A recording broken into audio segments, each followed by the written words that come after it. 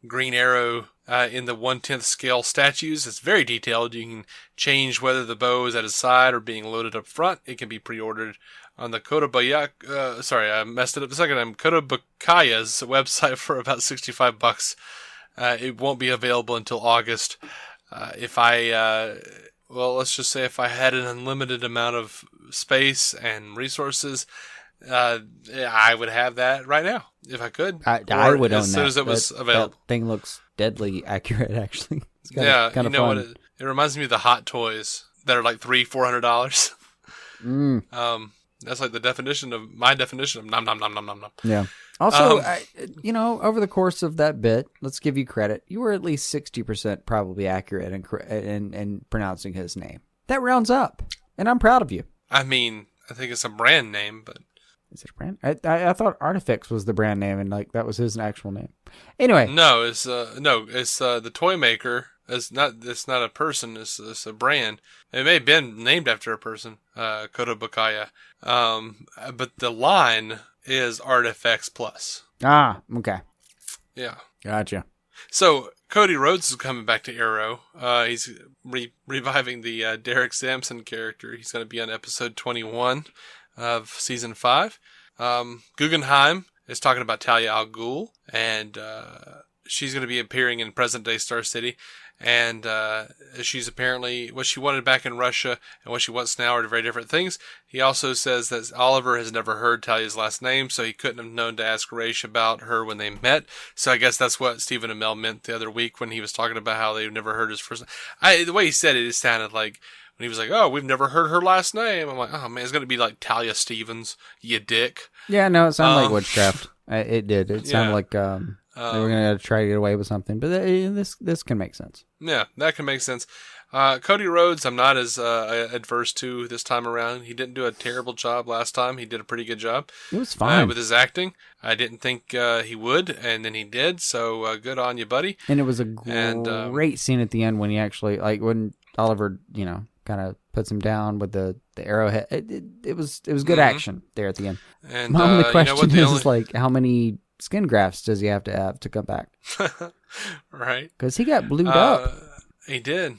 And Talia, the only thing that was really a damper on her for me was really the idea that she might not be the real Talia that we know and love as DC fans, but it looks like she probably will be. They're just throwing in, hey, he didn't know she was an Al Ghul. That's fine. I didn't need for him to. She's a good actress and quite attractive. And I kind of hope that she doesn't have sex with Ollie, because that means she will have had sex with Ollie and Batman, because I refuse to believe there's not a Batman in this canon. And there's a Batman in every canon as far as I'm concerned. So you just don't want to preclude that. Yeah, I just don't want her running around sexing it up with vigilantes all the time. Sure. I mean, it's not a women's empowerment thing. Really, it's not like a thing where I'm like, hey, I mean, whatever, her body, do whatever.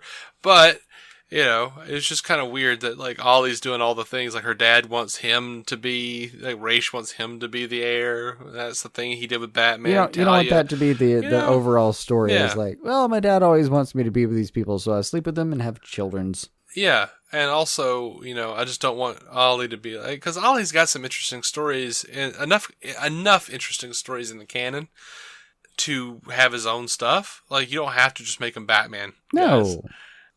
No. But you've already robbed him of his humor, and now you're just giving him Batman. I don't know what's happening.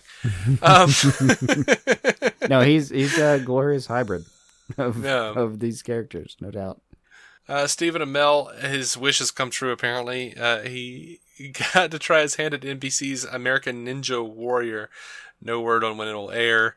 A couple of days ago, Amell Instagrammed a photo of a pretty scraped up knee, which could be related.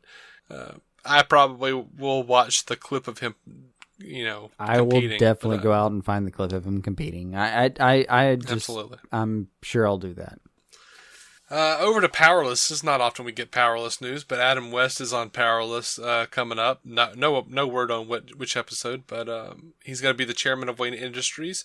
He's going to be coming to Charm City to personally deliver some bad news about budget cuts. He will be playing Chairman Dean West. Of course. Which is fun. Yeah. And apparently Powerless is also planning a Donner 78 nod. Patrick Shoemaker says, or Macker maybe? Shoemaker says Powerless is currently filming an episode that will feature Lois Lane dying. And then a character mentioning that Soups flew around the world to reverse time, so until that happens, the crew gets to do whatever they want, and it will just be reversed. That's kind of a fun premise. It is kind of a fun premise. I'm not sure it makes any sense. No, but it may make as much sense as Powerless has previously made. So it might be just a fun episode of Powerless. No. Over to Black Lightning. Jefferson Pearce's wife, or ex-wife, I should say, Lynn Stewart, has been cast. It'll be Christine Adams, who's been, quite frankly, all over the place, including a small role in Batman Begins and a recurring role on Agents of S.H.I.E.L.D., and she is a pretty lady. Oh, absolutely. I actually remember her from Pushing Daisies. Yeah? Yeah. I never saw that. I remember being a very good actress, though, in what I've seen her in. Popped on Heroes for half a second. Like, she really has been everywhere. Yeah. So, I mean, I don't know. Looking at this cast of Black Lightning so far, it's a CW show. It's a lot of pretty people. Yeah. Is my point. More Injustice 2 characters are coming. Of course. The latest... I mean, are you really disappointed, though? I'm not disappointed, but I'm also not surprised. Right. The latest from NetherRealm Studios gives us a glimpse of some back and forth between Batman and the Flash about whether they should trust Green Lantern after he sided with Superman. This is also confirms Green Lantern's presence along with Captain Cold and Reverse Flash. So, yay! Yeah, there were some hints at Captain Cold before. Apparently it's confirmed now. Great. Reverse Flash, great. Sure. I'm going to start getting surprised around the time where they're like, here's Magpie. Oh. See, I would only accept Magpie as like a joke character for you to play. Like, like you start the level or whatever and you have no control over Magpie. She just like wanders off and like starts picking up shiny things. That'd be amazing. No, you're just like you can imagine a world where like you work for hours and hours to gain. It's not even a DLC. You have to work for this character. You have to work to get Metallo, and then you get him, and his actual his heart gives out. Like basically like you get him, and you get him for about half a fight, and no matter what you do. And it'd be an inside joke for the gamers. It was like you spent, 40, 60, 100 hours getting all the credentials you need to get Metallo. And then you finally get him, and he lasts for about 45 seconds in a fight before his heart gives out and kryptonite dies. I think that would infuriate people. It would, but it would not be unprecedented in the gaming community to do that to people. No, but it would not be okay. No. Or like you get your goal, like though, you get Two-Face, would have to... and at the beginning of every fight he flips his thing, and then either he's invulnerable because he flipped good heads, and you can't possibly lose. Doesn't matter what you do, you're invulnerable. You can't lose, or you flip bad heads and you lose in like two moves. Oh no! I would think it should be like no matter what he flips every time, but no matter what he flips, he still like can only throw like a normal punch. And he still just gets beaten the hell out of, like, just like destroyed. That could work. I wouldn't put it past Boone and his band of crazies over there. No, it's a solid game. It's a solid game, man. I'm looking forward to it. Yeah. So the DC Superhero Girls have a movie coming out called Intergalactic Games. This is his second feature in the franchise. Superhero High faces Koragar Academy, and kind of an Olympics thing. Digital HD available May 9th, and the hard copy is May 27th. Both releases are going to include the 7 animated shorts, or 7 of the animated shorts, and the DVD will exclusively include the music video for That's My Girl by Fifth Harmony.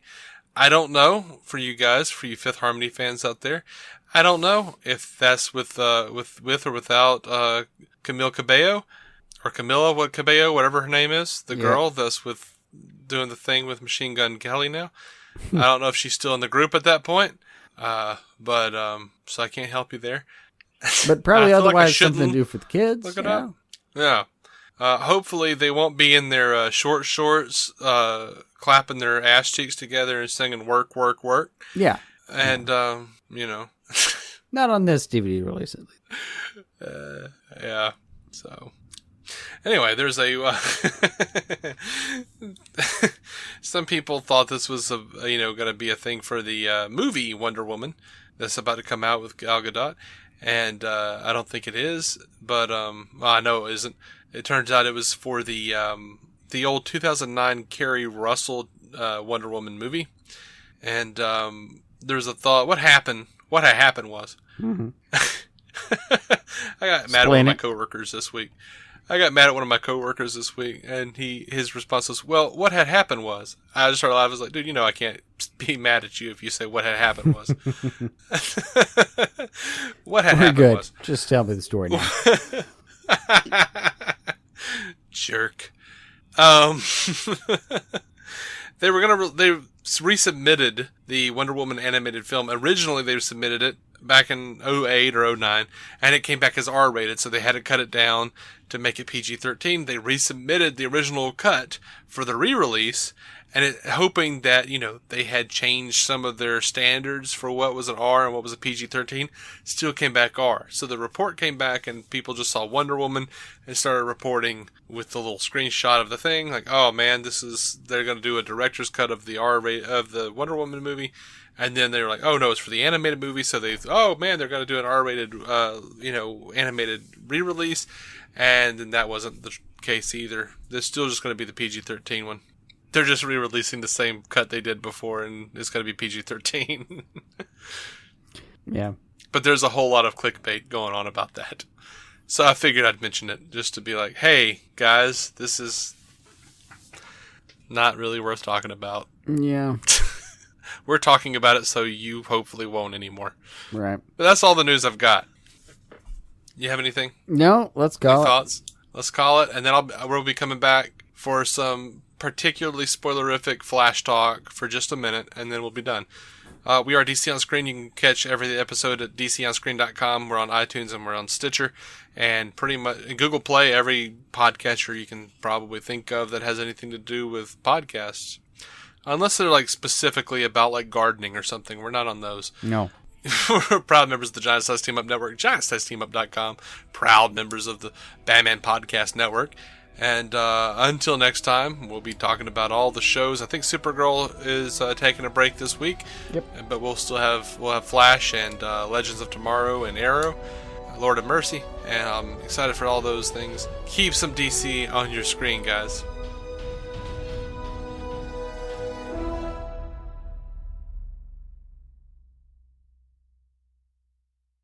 Alright, so here's a thing that I was thinking of, and it may be completely obvious to anyone who's listening out there. Maybe obvious to you, Jason. We'll see. But I was thinking today, and remember Savitar through Julian, last episode, we laughed it off, we thought it was funny, but he told HR, like, ironically, you're the one that survives. Yeah, the coward survives. And then I was thinking, in the future, they made it a point to show that HR was up on top of that building. And he's like, oh, we changed the future. HR wasn't there before. I think HR is going to sacrifice himself. It makes sense throughout when you consider everything on the show. Tom Cavanaugh, to keep him around, you've got to have him playing multiple characters, and it's fun to have.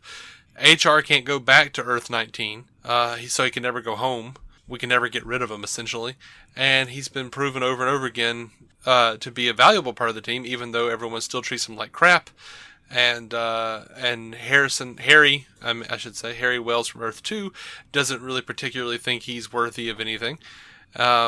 Jessie, just now we're starting to see her take to him a little bit as sort of a visage of her father. Not necessarily her father, but he certainly reminds her of him. I think he's going to sacrifice himself. I think we're going to get maybe he's an abracadabra thing, maybe he's a Savitar thing, some red herrings, but I think ultimately to change the future, he will sacrifice himself to save Iris. I can dig the theory, especially given the sniper shot. I mean, he's there. I'm not sure that that necessarily indicates that he's in the present right now, trying to sacrifice himself a different way. It has a lot that it has to make up for, that theory. Mm-hmm. Like, how does he get on top of that roof? And whatever, doesn't matter. They'll find a reason. Some sort of pseudoscience BS. Yeah, but also, like, why? Well, my point is, he might not even have to. They might not even have to come up with something. Like, he might actually just sacrifice himself before that ever even happens to prove that they can change the future. Which I don't know why they're so concerned about anyway. They change the future like constantly on the show. But also, now that you bring it up, I like the idea that he's on the roof and he intends to. And it could be done. Just think of blocking. Think of the stage blocking. It could be done in a way where he shoots Iris, but in a way that like gets her out of the Savitar claw, so that Barry or Wally can get to him. Mm-hmm. Like, he could literally just get her out of the way for a second. Like, just you know, a shot to the shoulder kind of deal. But also think about this: the man literally has technology that can change the way he looks. What if he's Iris in the scene? Yeah, but then who's on the grassy knoll? His partner. Which partner? Remember the partner that he looks like to the public? No, yeah, the actual partner. Okay, yeah. Yeah. What if it's him? It could be, you know. And we have a gypsy that can get him back and forth from that now. Yeah. So that could work. And for all we know, it could actually be Harry. It could be Harry easily, and he is more comfortable with a gun. So no doubt that's the thing. So if HR decides to stow Iris away and pretend to be Iris for a minute, even tricking Barry. However it's going to happen, I think HR is done for. I think he's done. After this season? Yeah. Yeah, I think they're going to take him out. I kind of agree. I almost don't like it because I've started to like him, but some version of Tom Cavanaugh, I just want to be around, at least. And I've liked all of them. So Harry or HR, at least, I want them around. Yeah. I mean, I'm down for another version. Keep Harry coming in every once in a while and bring in a new version of Harrison. Yeah. That's just my 2 cents on it. I was thinking about it today and really just didn't want to wait until another Flash episode to talk about it. No, I like it. I like it. But yeah, that's going to do it. This is not going to be a Logan review. See you guys later.